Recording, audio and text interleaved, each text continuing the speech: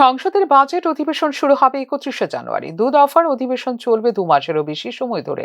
Budget অধিবেশন শেষ হবে 4 এপ্রিল। এর মধ্যে চিরাচরিত রীতি অনুযায়ী 1 ফেব্রুয়ারি 2025-26 অর্থবছরের জন্য পূর্ণাঙ্গ বাজেট পেশ করবেন দেশের অর্থমন্ত্রী নির্মলা সীতারমণ। এটা হবে তার একটানা অষ্টম বাজেট। রীতি মেনে সংসদীয় বাজেট অধিবেশনের সূচনা হবে রাষ্ট্রপতি দ্রৌপদী মুর্মুর ভাষণ দিয়ে।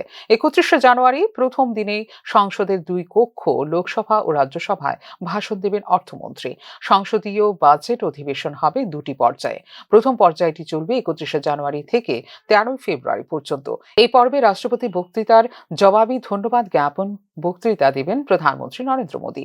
এছাড়া বাজেট পেশ করবেন কেন্দ্রীয় অর্থমন্ত্রী নির্মলা সীতারমণ। পাশাপাশি বাজেট সংক্রান্ত আলোচনায় ওঠা নানা প্রশ্নের উত্তরও দেবেন তিনি। এরপর 24 দিনের বিরতি। এই বিরতিতে বাজেটের নানাবিধ প্রস্তাব নিয়ে আলোচনা হবে। ফের বাজেট অধিবেশন শুরু হবে 10 মার্চ থেকে এবং শেষ হবে 4 এপ্রিল। এই পর্বে বিভিন্ন মন্ত্রকের ত্রাণ মঞ্জুর থেকে আরম্ভ করে সমাপ্তি হবে বাজেট প্রক্রিয়ার। পুরো সংসদীয় বাজেট অধিবেশনের পর্বে মোট অধিবেশন হবে 27টি। গত শীতকালীন অধিবেশন নানাবিধ ইস্যুতে উত্তপ্ত ছিল সংসদ। এরই মধ্যে লোকসভায় পেশ হয় এক দেশ এক নির্বাচন বিল। এই বিল বাস্তবায়িত হলে একই সময় দেশের সর্বত্র বিধানসভা ও লোকসভা নির্বাচন একসঙ্গে হওয়ার কথা। কংগ্রেস সহ বিরোধী দলগুলো তীব্র বিরোধিতা করে এই বিলের। যৌথ সংসদীয় কমিটি গঠিত হয় এই বিল পর্যালোচনার জন্য।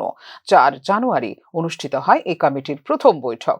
স্বাভাবিকভাবেই আসন্ন বাজেট অধিবেশনেও নজরে থাকবে এক দেশ এক নির্বাচন বিল। ফিওরো রিপোর্ট, নিউজ নাও।